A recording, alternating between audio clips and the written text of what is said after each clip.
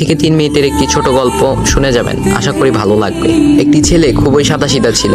সে একটি দোকানে চাকরি করত। ছেলেটির বেতন ছিল মাত্র 5,000 টাকা। ছেলেটির দোকানের সামনে দিয়ে প্রতিদিন একটি মেয়ে স্কুলে যেত। মেয়েটি প্রতিদিন বোরকা পরে যেত, কিন্তু প্রায়ই মুখটা খোলা থাকতো। একদিন হঠাৎ করে ছেলেটির নজর পড়লো মেয়েটির দিকে। এভাবে বেশ কয়েকদিন যাবার পর মেয়েটি বুঝতে পারলো ছেলেটি তাকে লক্ষ্য করে। মেয়েটিও বাঁকা চোখে ছেলেটির দিকে তাকাতে শুরু করলো। ছেলেটি মেয়ের চলাফেরা দেখে মুগ্ধ হলো।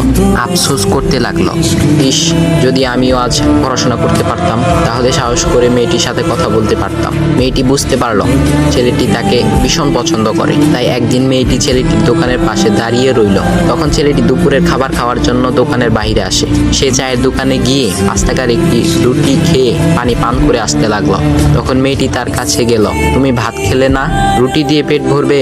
তখন ছেলেটি মেয়েটিকে দেখে অবাক হয়ে গেল। তখন ছেলেটি বলল, আমি ভাত খেলে আমার মা, বাবা আর ছোট বোনকে কি খাওয়াবো? মেয়েটি শিক্ষিত, তাই অল্পতেই বুঝে গেল। সে হাত ধরে বলতে লাগলো, তাহলে তুমি যে আমাকে পছন্দ করো, আমাকে কি খাওয়াবে? তখন ছেলেটি বলল, আমি তো তোমাকে আপন করে পাওয়ার জন্য দেখি না, কারণ সে যোগ্যতা আমার নেই। তবে এটা সত্যি যে তোমাকে দেখলে আমার খুব ভালো লাগে, তাই দেখি। মেয়েটি ছেলেটির কথা শুনে চোখের পানি ধরে রাখতে পারলো না। সে বুঝে গেল ছেলেটির চরিত্র ও ভাবনা অনেক সুন্দর। সেদিন মেয়েটি চলে গেল। বাসায় গিয়ে রাত্রিবেলা মেয়েটি অসুস্থ হয়ে পড়লো। পরে তাকে ডাক্তারের কাছে নিয়ে আসা হলো। বলা হলো মেয়েটার 2টি কিডনি নষ্ট হয়ে গেছে।